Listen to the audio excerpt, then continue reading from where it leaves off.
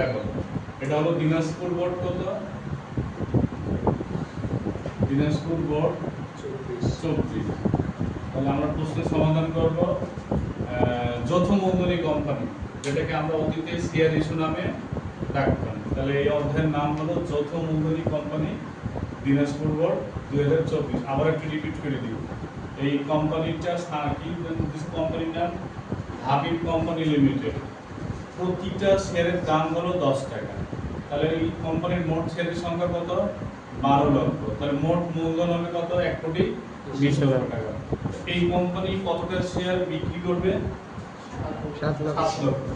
তাহলে শেয়ার প্রতি অধিহার কত টাকা? 1 টাকা। 1 টাকা। 10% ছিল এই শেয়ার প্রতি মূল্যের উপর অধিহার অবহার নির্ণয় করা হয়।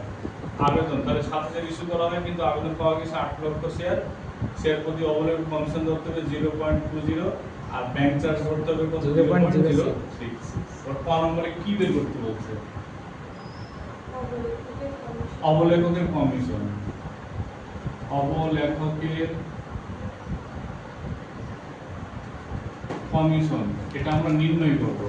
তাহলে একটা জিনিস লক্ষ্য করবা, অবলেখকের কমিশন, ব্যাংক চার্জ, তারপরে শেয়ার অধিহার, শেয়ার অবহার, এগুলো সমস্ত কিছু বের করা হয় ইস্যু শেয়ারের সাথে। কি শেয়ারের সাথে? Issue share. ইস্যু শেয়ার গুণন অবলেখকের কমিশন। দেখো তো কত লিখছে শেয়ার প্রতি? 0.20। তাহলে অবলেখকের শেয়ার প্রতি অবলেখকের কমিশন।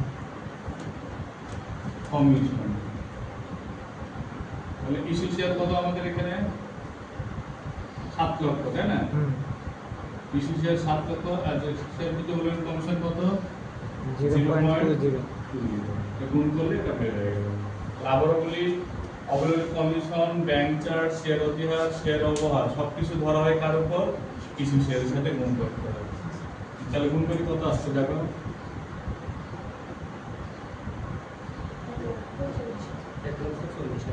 করে দিব, স্টপ করে দিব, দেখেন দেরি হলো। 1,40,000 টাকা। এটা গেল। তাহলে কত আর কি বের করতে বলছে দেখো তো? Bank charge. তাহলে ব্যাংক চার্জ এটা কোন শেয়ারের সাথে গুণ হবে? Issue share. তাহলে ইস্যু শেয়ার গুণন শেয়ার প্রতি ব্যাংক চার্জ কত? 0.06। তাহলে এটা লিখলাম না, শুধু ফর্মে টাকা দিয়ে দিলাম 0.06। তাহলে ইস্যু শেয়ার কত? 7 লক্ষ গুণন 0.06। তাহলে গুণ করে কত আসছে?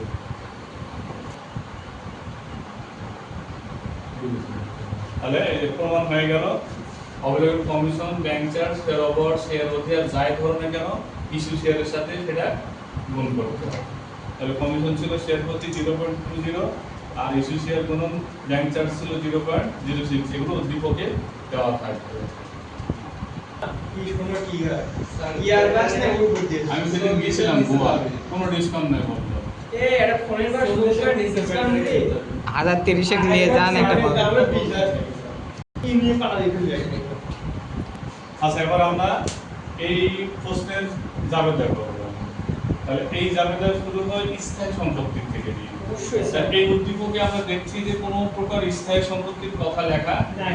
স্থায়ী সম্পত্তি মেশিন, দালান কোঠা, আসবাবপত্র, যন্ত্রপাতি, ভূমি ইত্যাদি এগুলো সম্পর্কে কোনো তথ্য দেওয়া নাই। তাহলে স্থায়ী সম্পত্তির কোনো জাবেদা হবে না।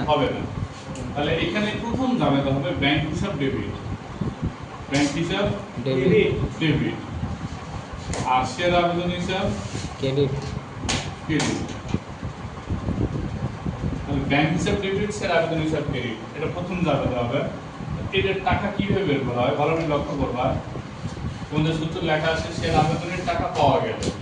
তাহলে এখানে কোম্পানি ইস্যু করছে কত? 7 লক্ষ। কিন্তু শেয়ার আবেদনের টাকা পাওয়া গেছে কত? 8 লক্ষ। তাহলে সূত্র দেওয়া আছে আবেদন শেয়ার। তাহলে 8 লক্ষ শেয়ার গুণন শেয়ার প্রতি মূল্য কত? 10 টাকা। আর অধিহার কত? 1 টাকা। তাহলে হবে কত? 11 টাকা। অধিহার মানে 20 টাকা। তাহলে গুণ করি কত হয় দেখো?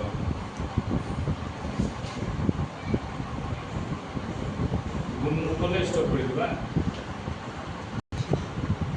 হলো গুণ করো একজন হ্যাঁ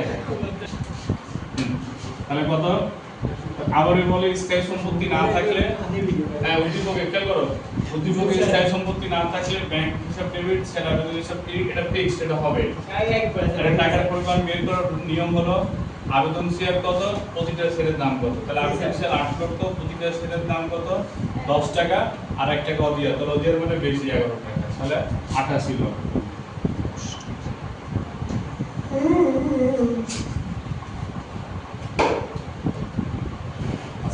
এই আবেদনকৃত অর্থকে মূলধন হিসাবে স্থানান্তর করতে হয় এটাও ফিক্সড বাধ্যতামূলক আবেদনকৃত শেয়ারকে মূলধন হিসাবে কি করতে হয় স্থানান্তর করতে হয় অবহারের মাধ্যমে বা অধিহারের মাধ্যমে তাহলে আমরা এই প্রশ্ন দেখছি এটা কিসের মাধ্যমে আছে অধিহারের মাধ্যমে না অবহারের মাধ্যমে অধিহারের মাধ্যমে তাহলে প্রথম জাবেদার শেয়ার আবেদন ডেবিট মূলধন ক্রেডিট মূলধন হিসাবে স্থানান্তর করলে এই শেয়ার আবেদন হয়ে যাবে কি ডেবিট এই শেয়ার আবেদন হয়ে যাবে ডেবিট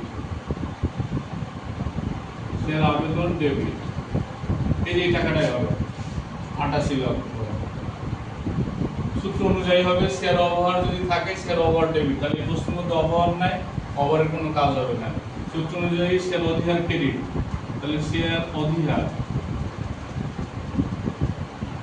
অধিহার ক্রেডিট হবে তাহলে অধিহার অবহার এগুলো ধরা হয় ইস্যু শেয়ারের উপর ইস্যু করছে কতটা শেয়ার 7 লক্ষ শেয়ার প্রতি অধিহার কত টাকা 1 টাকা 1 টাকা তাহলে গুণ করলে কত হবে 7 লক্ষ এবার শেয়ার মূলধন ক্রেডিট হবে সূত্র অনুযায়ী কি হবে শেয়ার মূলধন